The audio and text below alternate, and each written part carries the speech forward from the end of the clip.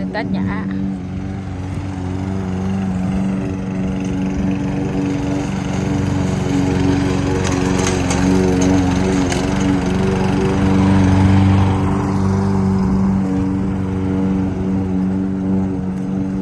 อากาศดีๆมื้อนี้วันแช่ตะเวนแดดแจ่มขนาด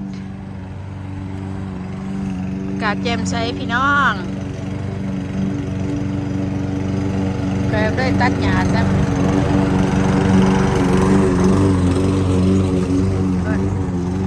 ตู้กวางตัดหญ้าอากาศดีขนาดได้บ้านนี้นะ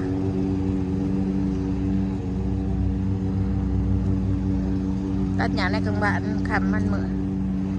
ก็ตัดไปรถลูกสาวรถที่มืออาคาม3-4 โมงคนละรถเมย์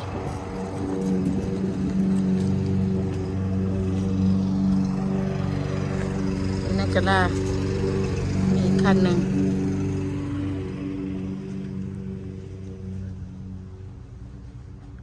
จอดไว้นักกระลารถกระลาเฮือนอ๋อเดินไปพุ่นละ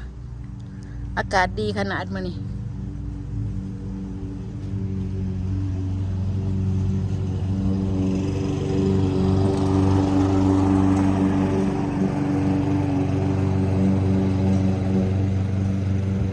เมื่อวานนี่อยากเย็นมื้อนี้นั่นแดด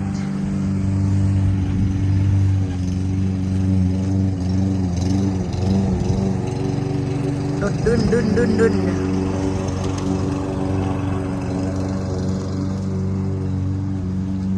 ลมปิวใหม่มันลง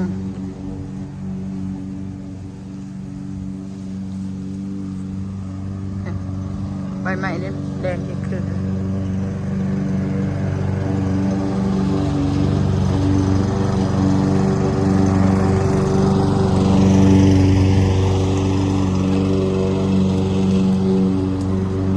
กินในลูกสาวเขาก็ได้เอาลูกออกมา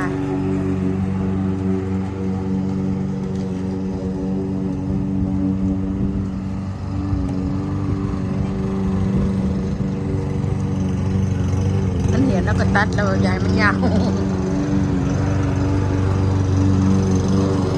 ได้ให้ยาปกไว้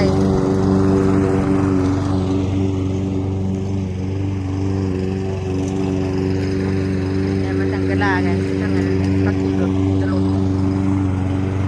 มันเป็นกันสิกันนะเอาเมื่อยบ่ปะเท้าเมื่อยบ่นิดหน่อยนิดหน่อยเป็นหน่อยเอาไปถอกแซนอะไรเขาบอกเธอไปถอกทั้งนอกพี่โอ้มันนั่งกระเปื่อยกระเทียมคอยนะชิวโป่งคอยปลูกได้ปลูกกระเทียมได้นี่ช้าๆไหมเฮ้ยอย่างกระเทียมมันเกิดได้คอยปลูกได้ในพี่น้องไปหาเหยียบจะปอกนอกกับบะถอกต้นมะกอกยามนี้กระต่ายขึ้นกันนะเป็นอะไรนี่หล่นไป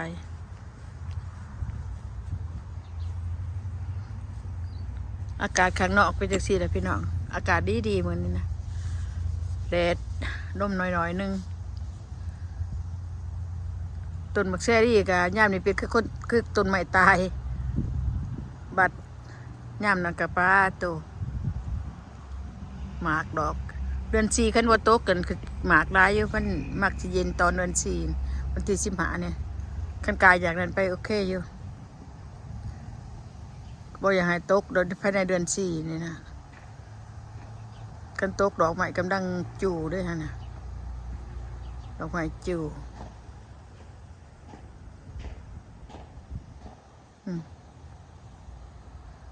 แดดร้าย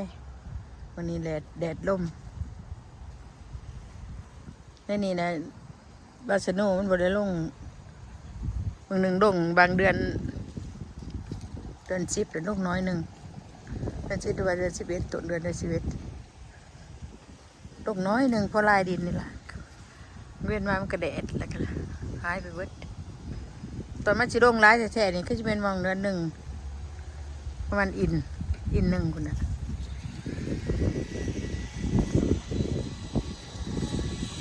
เป่า จักรเพิ่น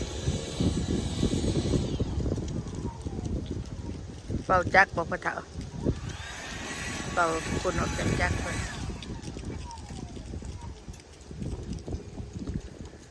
อากาศบ้านเฮามื้อนี้ดีเนาะเฒ่าเนาะ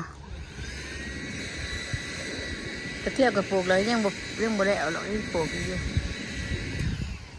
เพราะว่าคันปลูกเบี้ยมันบ่งามคือปลูกในมันงามก่อนหัวงามก่อนแหน่นก่อนเฒ่าเนาะก็ปลูกเพิ่นน่ะปลูกเบี้ยบ่เป็นเอาบ่งามหัวบ่ใหญ่หัวบ่แหน่น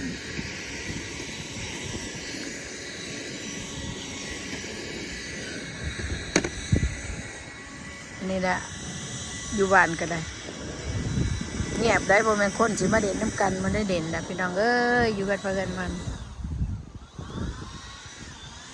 ไปก็อยู่กันไปกันมัน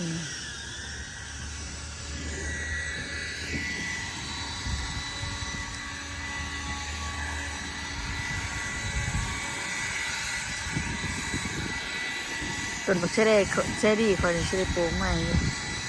ปลูกมันได้สิยับออกจากนี่ก็เนาะเฒ่าเนาะเอาต้นใหม่มาปลูกเนาะเชอรี่มันเฒ่าลายละ10 จักปีเลยเฮ้ย ต้นไม้นี่ตัดหัวผมเนี่ยคนไหนที่เรา บ่ป่งนี่ได้ตัดยังบ่ป่ง ตัดไปจะตายเลย เจ้าใช้แม่นใหม่ตอนนะปะเนาะกกใหม่ตอนน่ะนะนี่ได้ตัวมันสิเป็นดอกกันเป็นหมากนี่เด้นี่เป็นหมากออกมานี่นี่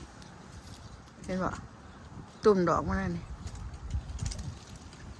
ปีนี้สิเป็นหลายอยู่บ่เนี่ยมันตายหลายเด้นี่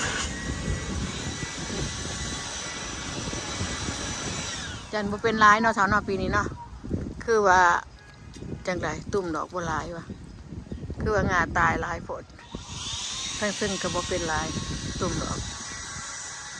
นี่มันเป็นดอกบ่หลายเลยพี่น้องตัวตุ่มๆนี่แหละดอกมันนี่ตุ่มดอกมันนั่นนี่แต่ว่างาจักสิมันก็ตายแล้วนี่สิบ่เป็นนั่นนี่อ่ะมันตายหลายเลยเด้นี่ตัว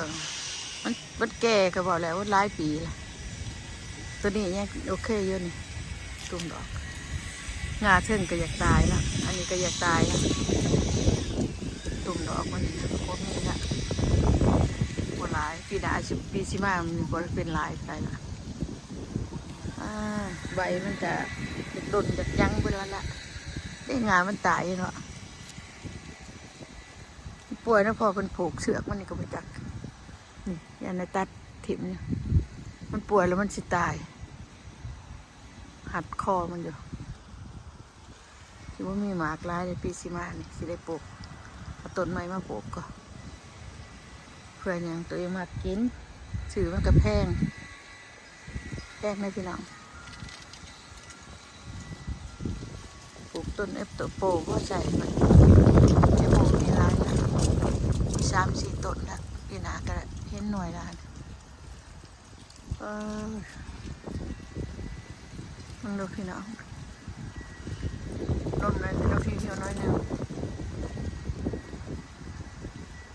ก็หนาวลายว่ากับว่าหนาวลายแล้วมันพอดีอากาศก็พอดีลมเหี่ยวๆจะสึกพอดีมันหนาวลายพอดีมวนเพราะว่าบ้านเท่ากับอากาศพิงไผ่แหละมาซะกำลังพิงไผ่ตื่นมายังมาเสาร์หากินอยู่ทงอยู่หน้าก็ลมหิวเสร็จแล้วหนาวหน่อยหนึ่งแหละ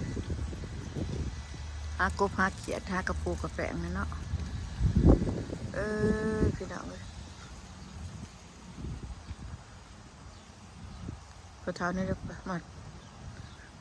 เป่ากับหวานแล้ว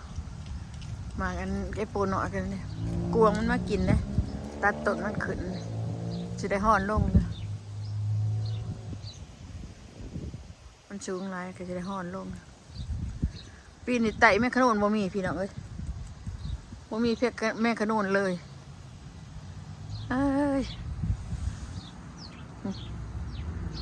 คนเราก็กินอยู่ไรกินสมมันชุกประเด็นหวาน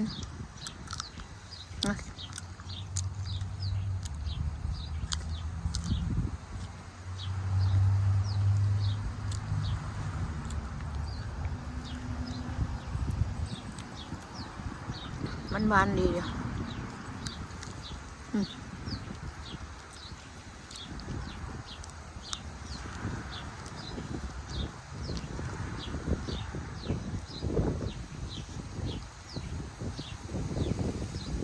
เล็กไปเอาหน่วยใหญ่จะกับปัดเล็กหน่อยมาปลูกเขาจะถือด้วยเนาะเบิ่งในหูมันหน่อยบางใหญ่โอ้ยแม่งเลยมาตรการมาพากันมาเก็บกินเนี่ยมาแอปเปิลกวงมันก็มาเลยมาเนี่ยมาเก็บกินคือกัน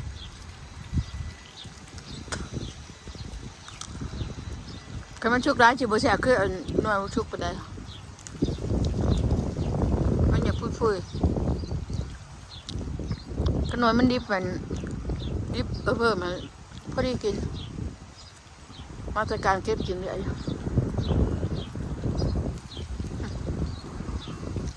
มักกิน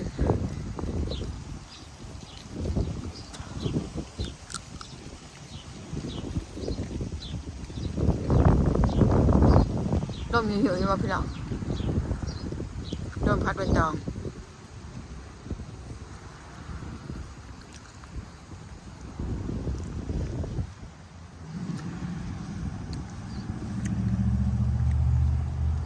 มันทางหลังบ้าน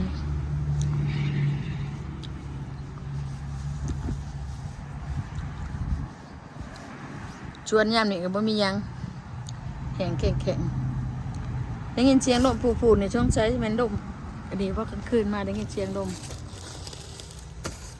พอเป็นเอาเทปติดอีกก็แอร์นี่ผูเอาเทปติดนี่ไปชวนดังบ้านกันตัดแต่หยาแต่อันนั้นไม่ใช่กูหรอกเครื่องบดบางน้อยเต็มอยู่ที่ป้าไปมันอันนั้นนะพี่น้องมากอันนี้ย่ามนี้นกจะได้ปลาบกินปะมากดำๆนี่นะโอ้ตกคุมเนี่ยนกบกินนะงาม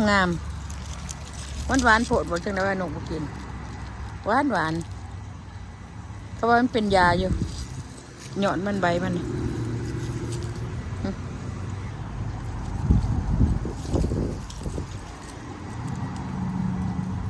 เป็นหยอดเป็นงานอะไรเป็นยังเอาทรายนี่มาใส่พี่น้องหูจักวะเอาเสือกมาใส่นี่มันเป็นอันกันกวงมันเห็นทรายนี่มันบานเขาใส่อันใส่อันนั้นห่างผ่านห่างอันใส่มันนะหยาดบัวไก่ก็บ่ได้เข่าชวนในเดียวนี่ก็บักแตงเขามันก็บัวไก่เนี่ยก็เป็นถ้าขางชวนเนี่ยมาเดียบขางชวนบ่มียังตดกระทินกระตัดถิ่มไปหันดิอันนี้เป็นบดตัดบ่เหยียบหยาเนาะตูนพระคมเผาอันนี้นะตายแล้วพี่ได้กูเก่าแล้วนะมาปลูกไว้ยังมันเชียแนวเครื่องมือกระยุบเน่าเบิดอ่ะได้ขนาดว่าปลูกกระเทียมมาก่อนเนี่ยปลูกว่าได้เนี่ยปลูกห่างๆไว้ตัวบกูกันนี่เด้ตัวกูบ่ได้กันดินี่เกิดขึ้นมาก็ได้หัวนี่พักหอมแป้นกันใช่ภาษาไทยว่าได้ร้ายกับคุดถิ่มเครื่องบักบัวฟังน้อยมึกอันนี้ตัวได้ปลูกกับตาช่วงซานนี่นะใจพ่อมันมาสอมทั้งลุมลงก็สอมนี่ขึ้นป้าไปทั้งซึ่งมันต่ำไปปลูกต้องพักปลูกหนากินปลูกก็ได้กระเทียมนะมันนี่นะปลูกก็ละน้ำนี่เป็นวันดีละชวนกันละต้นได้บอกเก็บบอกเบิดกันเนี่ยมันโป่งคือจากสีเนี่ยมันก็เป็นหัวบอกลายๆนี่เห็นบ่เป็นหัวเป็นกีบมันหันแล้วให้ออกวัดกีบไปนะเก็บบอกเบิดบอกเห็นมันโดกแล้วมันขาดแล้วมันเอาอีกเอ้ยมันยังเอาหาอันนั้นไม่ว่างฉันตุนี่โอ้พวกตัดงานนี่เนาะ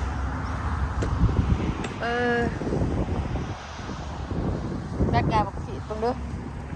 อบันนี้สิโบราณเป็นไรเลยเนาะงานมันจำดินปีกายมันหลบมันหลายตัดโอ้มันพยางมันเป็นทุ่งด้วยอยู่เชิงพุ่นนะไม่บอกพยางทุ่งยางเป็นทุ่งอยู่เชิงพุ่นนะสะออนบ่พี่น้องเอ้ยในประกาศคอยก็ได้แต่เพื่อเอาขึ้นไปใบหันไว้ช่างจะเอาไปถิ่มนั่นเนาะ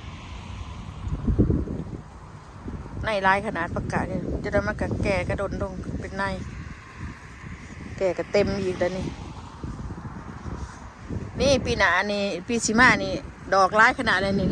เต็มต้นอีกถ้าเบิ้งเนื้อบ่เชื่อเลยสิทายให้เบิ้งมันเป็นดอกพี่น้องสิรีวิวให้เบิ้งลายขนาดอะไรนี่นะต้นบักพีดข่อยคือกันตัวนอกก็ไปข้าเจ้าเก็บกินตัวในนี่ก็ไปกินเองฮะ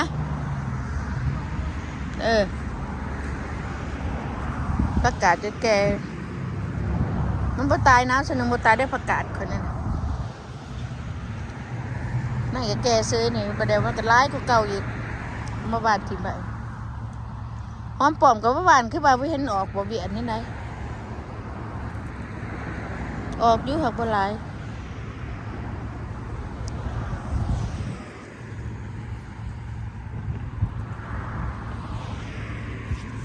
ไม่ประกาศ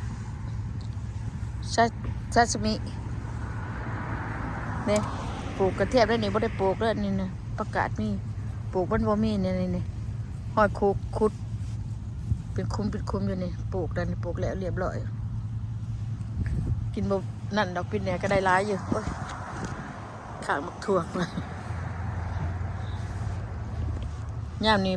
เกี่ยกำพับชวนข่อยว่ามียังมีแต่เครือห่าง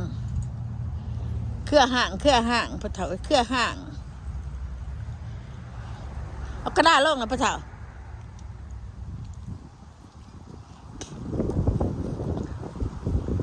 เลาะออบชวนบักเด่นบ่เห็นมันสนุดมันหนาวแล้วปะค่ะขางปีหนาเจ็ดขางเล่นใช่ไหมนี่ว่าพระเถาเอาหมักกระเดะมาใส่นี่เฮ้ยหมากนี่ใช่ป่าวเราบางอันแบล็คเบอร์รี่นี่กินอะ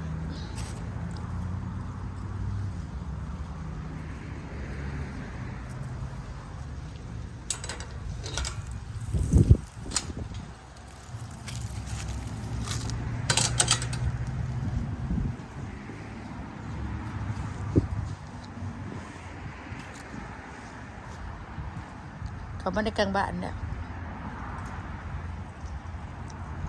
กับบ้านหันเนี่ยพระเถาเจ้าอันนี้คือบ่อเขาเว้ยโอเคพี่น้องอยู่ดีมีแห้งนะพี่น้องเนาะอย่าลืมกดไลค์กดแชร์กดติดตามพี่น้องเด้อเพื่อเป็นกำลังใจขอบใจที่เบิ่งวิดีโอเขาหน่อย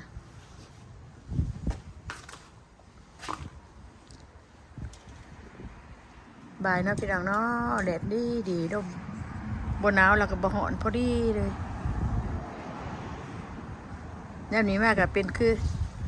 ทงหน้าบ้านเฮาหั่นแหละมีตัวเพื่องมีหยัง